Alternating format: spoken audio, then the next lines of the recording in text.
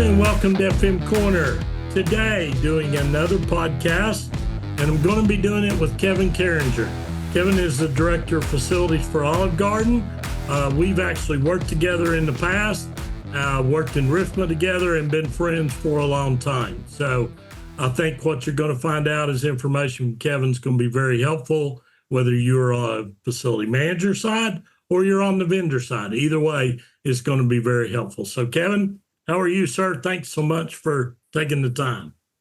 Danny, thank you very much for the invitation, and was excited to have the offer extended to me. Always love taking the opportunity to spend some time with you. Well, thank you. That's mutual on my end. We'll get started here with a question. Kind of talk a little bit about your career, kind of how it evolved. How'd you get into facilities and, kind of up to where you are today? Sure.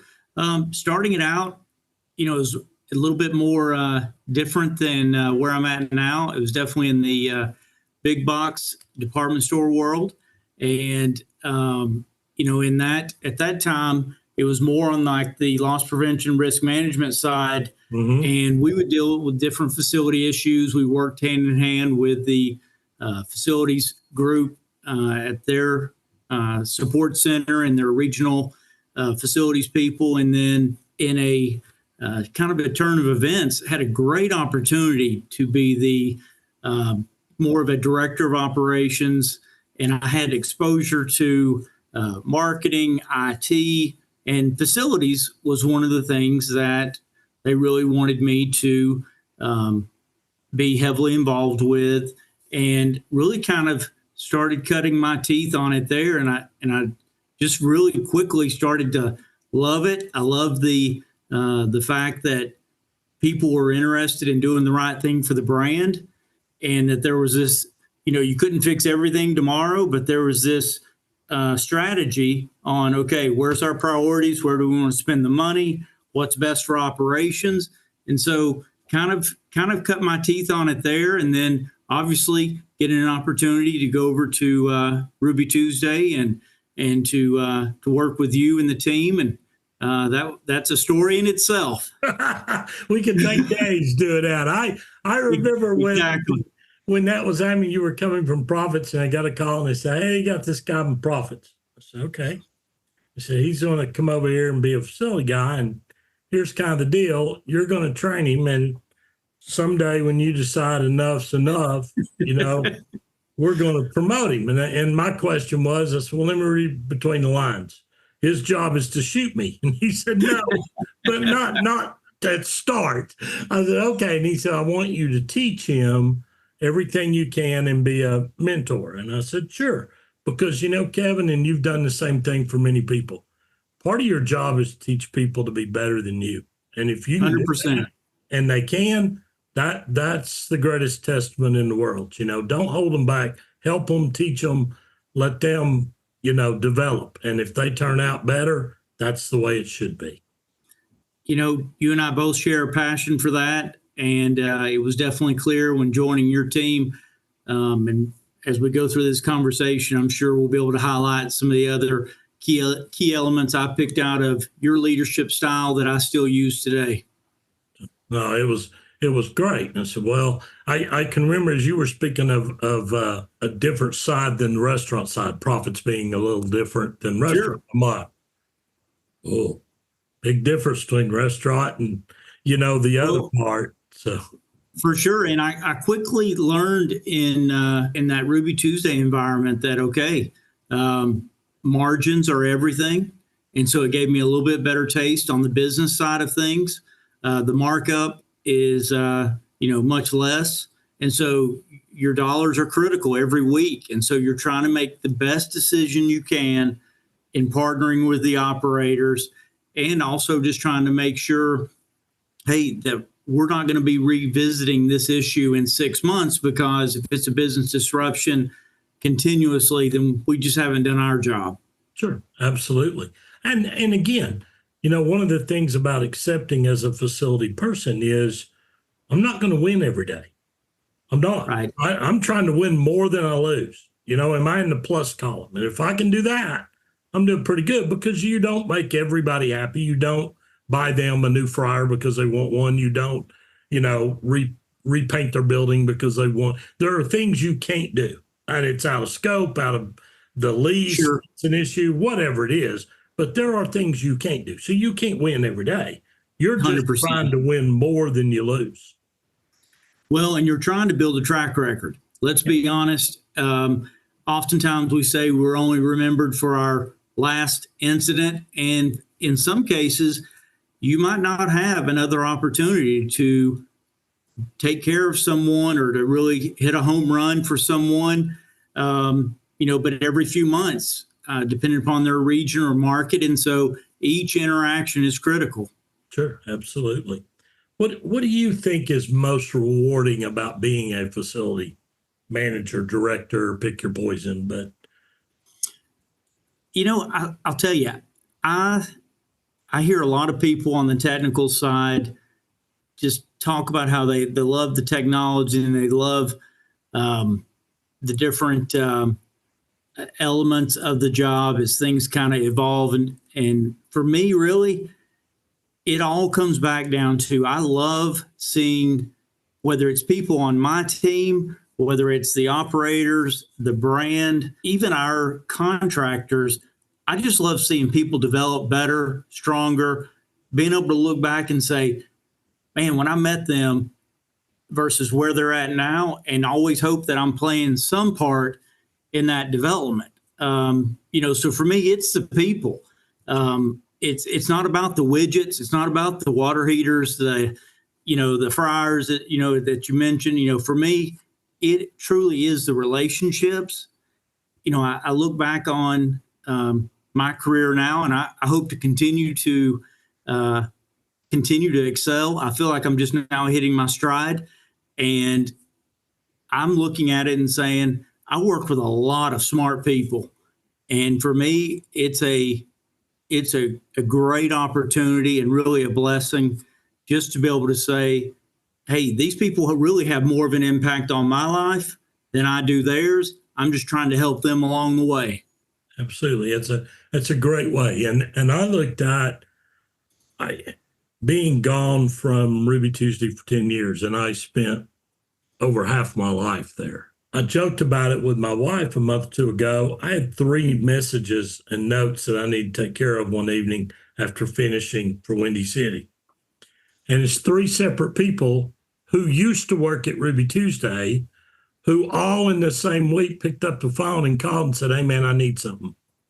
And I need your help, or I want to run something by you.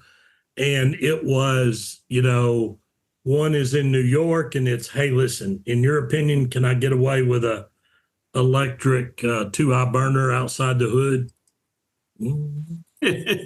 Yeah, here's kind of how you do it, and here's what you say if someone tells you you can't, and then the second one was, hey, listen, I'm going to buy a bunch of equipment for a new property I'm taking over, but I want you to work on it for me and tell me if I'm getting a good deal or I'm not.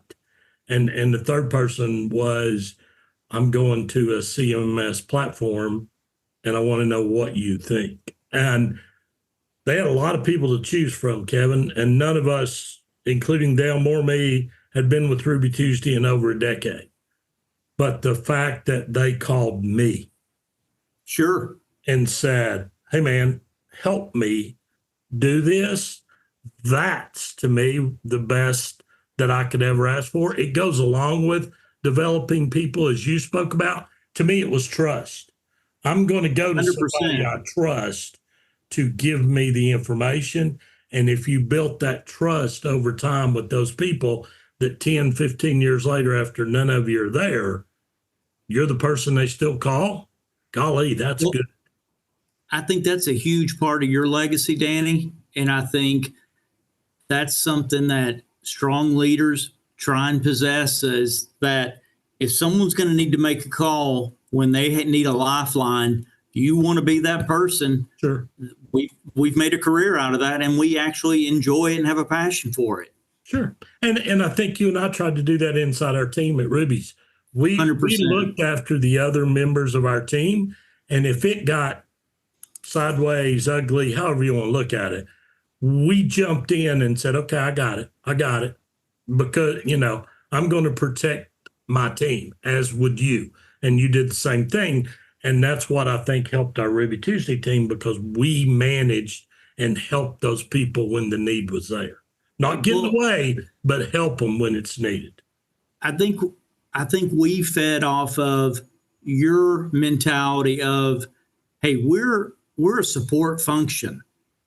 This is not a facilities company. It's a restaurant company that has a facilities department. And for us, we quickly picked up on, hey, yes, what we do is important, but let's make sure our spoke in the wheel is exactly where senior leadership wants it to be. Sure. Supporting them, not leading the path in regards to all the glamour. Yeah, you're exactly right. That's a great point. What's 2 or 3 critical things, Kevin, that you look for in your vendor that you use? What do you want? Well, Danny, great question. Probably you could ask me 7 days, and I give you 7 different answers depending on what's been the problem that day. But for me, first of all, you talked about those people calling you. Okay. I would say there's got to be a very high level of trust, okay, that I look for. And you don't get that on day one. I'm a big believer in development over time, making those relationships as they get stretched and pulled. They're either going to get better, or they're going to show that probably it's not a long term. So I think trust is huge. I would also say, availability. I think for me, people have lost the concept of, they're okay with, having 20 text messages or, 200 emails. And I think for me, what I like to say is, I'm not going to bother you over the small stuff, the staples in the carpet, those kind of things. But if you see my name pop up on your cell phone, I'm just asking, at least tell me, at least acknowledge it and say, I'll call you right back, just because I try not to use that card very often. But when I need you to be available, it really means I need you for just a minute. Sure. And so for me, you know what I'm talking about, Absolutely. that, hey, no one calls us because it's going well. Yeah. So when people call me, I need to be able to have a resource that is also available. So I like the availability aspect. We talked about the trust factor. And then I would just say problem ownership. I'm a big believer in, sometimes things are just going to go bad. Mm-hmm. Okay. Things happen, bad luck, truck breaks down, somebody falls, gets hurt, can't, they get sick, things happen. And as I think we need to be understanding about that. I just think that we always need to instill in our service provider partners, because they're an extension of us. Mm-hmm. They're representing us. And as far as I'm concerned, that works both ways. I try and take care of them as much as they're trying to take care of me. But I think, to sum it up, I would say I really love it when they own a problem and just acknowledge it. Is the sooner we can get past, this was not a good day, and then we can start figuring out what do we need to do, what phone calls do we need to make, what consolidations do we need to make, possibly in scope or cost, or what can we do to help them have a better taste in their mouth. And it all does come back to that relationship piece, that if you've built some trust and they are available and they've got problem ownership, there's not a whole lot you can't get fixed. True. That's 3 great points. I think a part of that I would add is transparency from the vendor. Yes. I'm okay if you do it wrong. I get it. When we were at Ruby Tuesday in our restaurant, somebody was going to cook a burger wrong. It happened every day. We know that. It's a mistake. Things happen. Let's move on. Same with the contractor. I'm fine. If you make a mistake, that doesn't bother me. What will bother me is if you don't tell me and I have to hear it from someone else. I don't want to hear it from anybody else but you, because I'm the one paying the bill. I want you to tell me. I want you to be honest. And then I want you to tell me, what are you doing about it? Okay, it happened. You painted the store the wrong color. What are you doing? Somebody already at the store, they got new paint, we'll be backing it out. I mean, don't wait. You know what to do. And the hope is that those conversations you've had with those people over time, shoot, I don't need to call Danny. I know what he's going to say. I'm just going to go ahead and do it because my track record, I'm 99% sure I know what he wants me to do or what Kevin's going to say to do. So I'm going to do it because I know. I've learned. I love the ones that call me already in motion with the wheels and they just say, hey, listen, this is what's happened. I've got it. Here's what I'm doing about it. And by the way, I've already communicated it to the operators.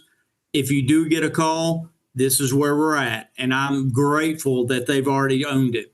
Sure. I think transparency. I think the other part is you work really hard to get vendors into your network and make them your partners.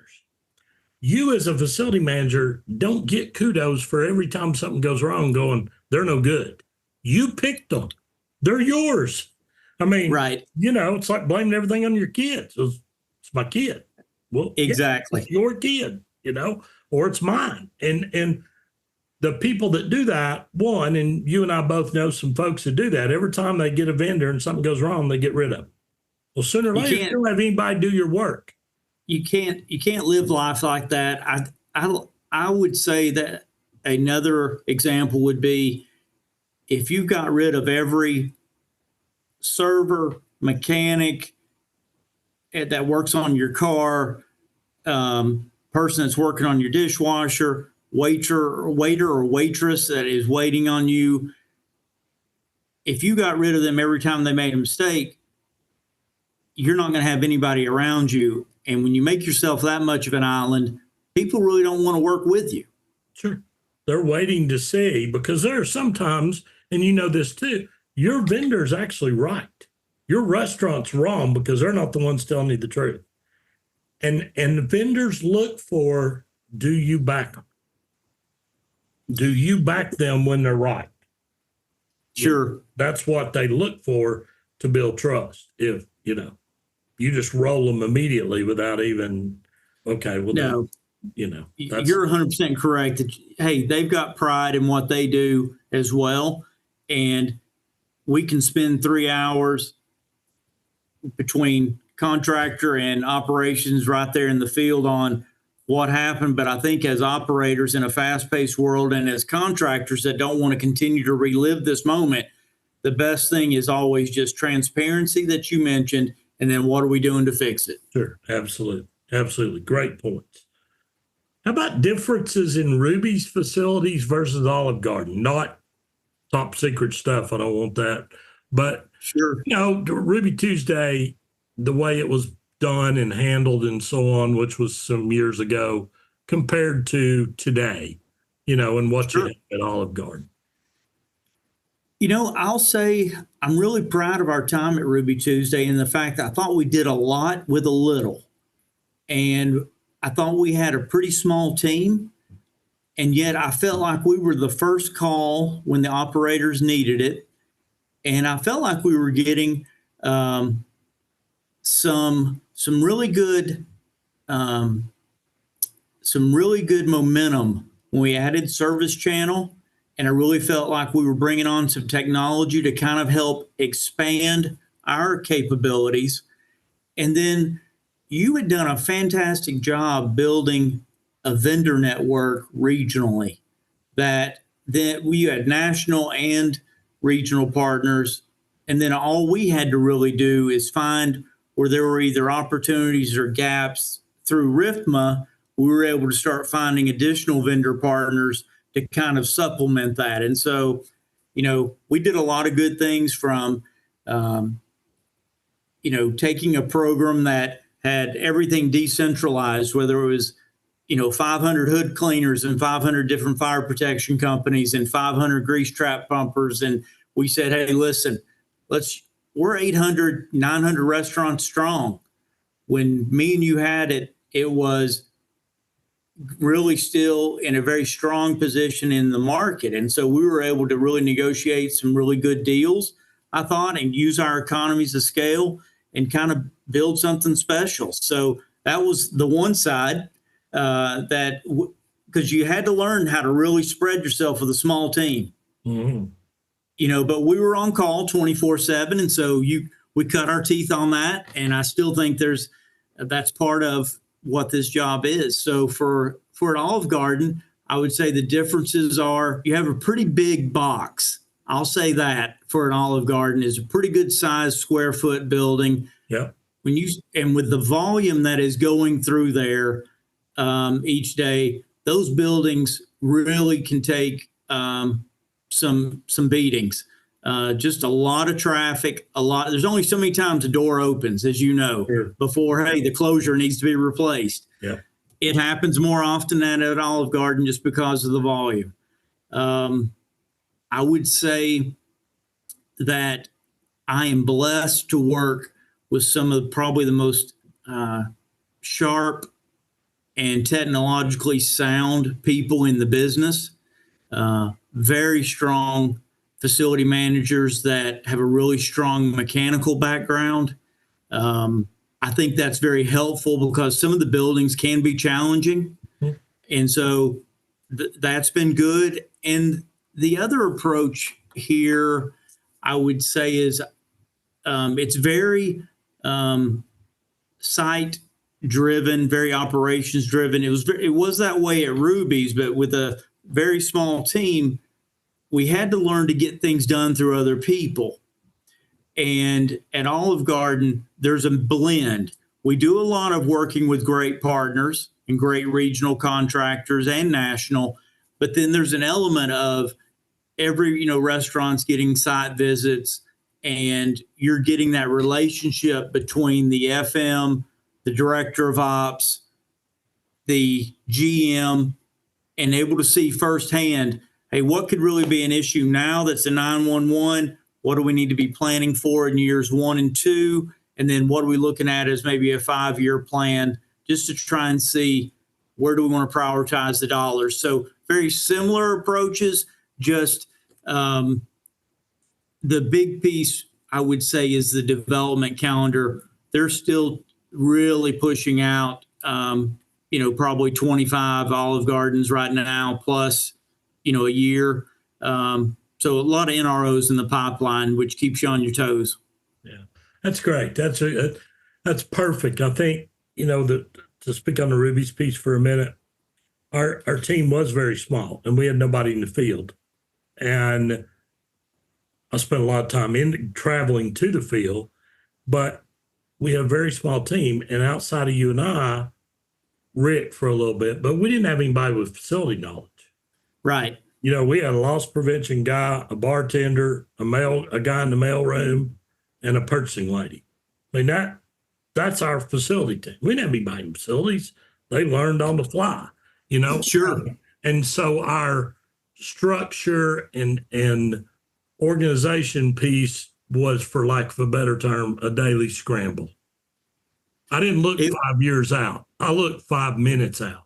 And what happened, what needs to get done, how do I float that back into the budget to make it work, and then get to the next morning where I can start all over and do it again. I think, as you spoke about, like with Olive Garden, I know some of the folks that work on your team, you have really good people.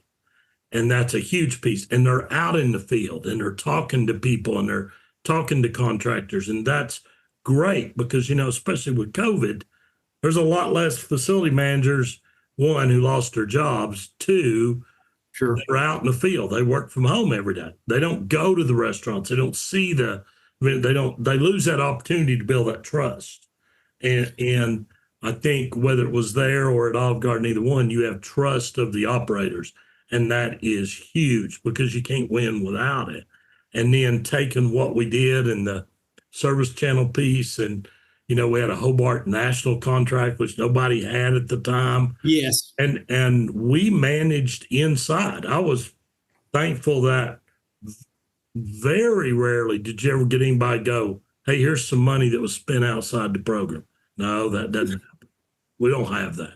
So I think, to your point, we did a lot with a little, and I really feel really good about the the mark we made on that. And even before I came over there, you were doing great things, and I was just happy to join. So it was a great fit for me. I was very lucky, Kevin, because I'd worked there so long that whoever joined Ruby Tuesday, I was already there. So I'm the only constant in your life, whether you're a assistant manager, director, regional, VP, president. Doesn't matter. Yes. When you started, I'm your guy. And there's value to that, because you've grown with people. I'm talking to you and you're the president, but we had conversations years ago when you were a brand new system manager. Sure. And so that relationship, I think, helped. And then so Ruby's is kind of the trial by fire. And then Olive Garden becomes I got more gadgets, more pieces, more stuff. I can do more things, I think. Yeah, it's a rare combination, I think, to have. Like I said, I'm blessed to have the technical and wonderful people on my team. And then you have resources. And when you put those two together, it's really, what does the brand need? And then it's all about the team loves to execute. And so you just turn them loose and they do a fantastic job. Sure. Absolutely. Makes all the difference. What do you look for in your facility managers? What do you want? So for me, I love taking people that are very curious, that they don't feel like that they know it all. I love people that are flexible and knowing that, hey, you got to be pretty fluid in this job because priorities are going to change. And again, it's a restaurant company. It's not a facility management company. And so even if you feel we should be spending X number of dollars a year and add this to every restaurant in the company, that may not actually be in the brand's best interest this year. And so I look for people that are problem solvers. They love a challenge. I think you got to be thick-skinned. You got to be thick-skinned. And I think, it comes back down to people have to have a passion for this job. It's not just a regular job. No, it's not. I think if you find people successful in the restaurant industry, those skills are transferable to a lot of other industries. They just love the fast-paced environment of the restaurant industry and the people. Sure. Do you like for your folks to challenge you? 100%. In fact, again, I'm going to continue to hammer this home because I believe it. I've not walked in here one day or woke up one day where I was dreading working here. And I love the team that I work with. They're great people. And I think the thing I picked up on that with Danny was with you too, being a great person in and outside of work. And so when you develop those kind of relationships with your team, they can be honest with you and they can tell me, hey, Kevin, I think we're missing something here.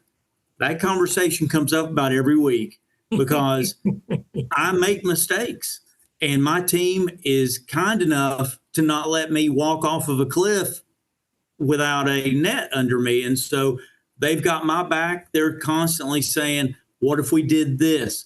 Maybe this is something we need to communicate. Maybe we add this to this element of the project. And so I would just tell you that working with people like that is going to always help you be successful and take their challenge as, hey, their motivation is to win, for the team to win. They're not trying to, get some kind of self pat on the back or anything. My team's always very good about, it's never about them. It's always about the brand and just about the facilities team. What do we need to do? And so for that, I always welcome the challenge. I think that's great. I and you worked with me a ton and probably, more than 1,000 times walked in my office. What are you doing?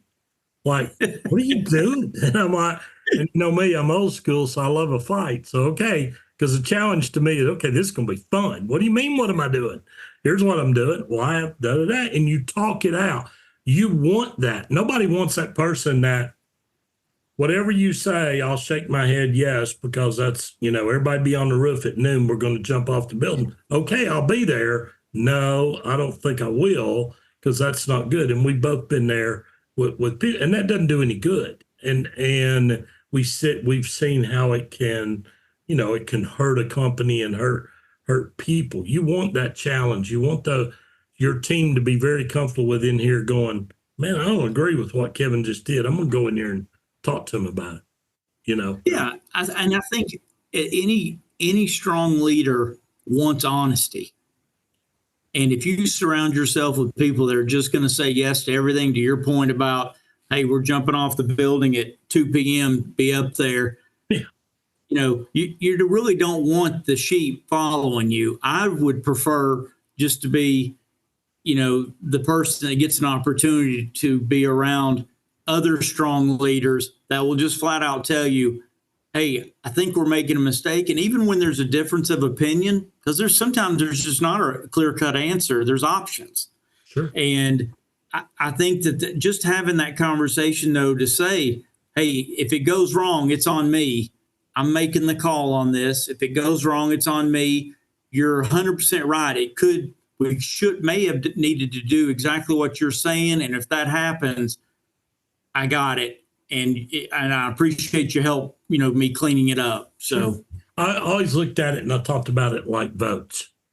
All I ever wanted to do in speaking to somebody that outranked me about something in my world, facility world, like a vote, let me explain what my opinion is.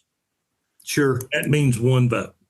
And you outrank me, so you get 2 votes. So at the end of the day, after I explained what I wanted to do or whatever, and you said, okay, I hear you, and here are the reasons why I'm not going to do that. Okay, you get 2 votes. I'm good. I'm fine. I'm fine with that. I got the opportunity to speak and to give you my opinion. And I don't expect you're going to take all my ideas. You're higher than me. You're going to make hopefully better decisions than I make given your, piece. I'm just giving you opinions or things that to be looking out for, whatever that may be. And all I'm asking for is the opportunity to present it, whether it's a good idea or a bad idea. And golly, I had a bunch of bad ones. But okay, I put it out there. That wasn't the way we chose. Okay, I'm on board. I'll go do what you tell me to. 100%. And I can remember we had a third party at Ruby's that came in and we had to adapt. And sure, nobody was in favor. And I raised my hand and said, this won't work. And I was told, as were you, understand, but you're going to go support this. And I went out there and supported it like I was the biggest cheerleader ever lived, as did you, as did our whole team. But it didn't work, And went to great lengths to support, even as fact of going and spending time and showing them what life was like in the day-to-day on their home turf. And so I would just say at the end of the day, you're right. We take our marching orders, but I don't think anyone felt as if we didn't give it an A+ try. And I felt like they felt that it was communicated clearly that from a ethical standpoint, hey, I've at least voiced my opinion, but now let's go try our best. And I think that's important because if you just don't say anything and you go out there and do it, and then, I told you it wouldn't work. No, you didn't say anything. We raised our hand from the start and said, we have serious issues with what we're doing, but we'll go do it. 100%. That's what we're told. And we did.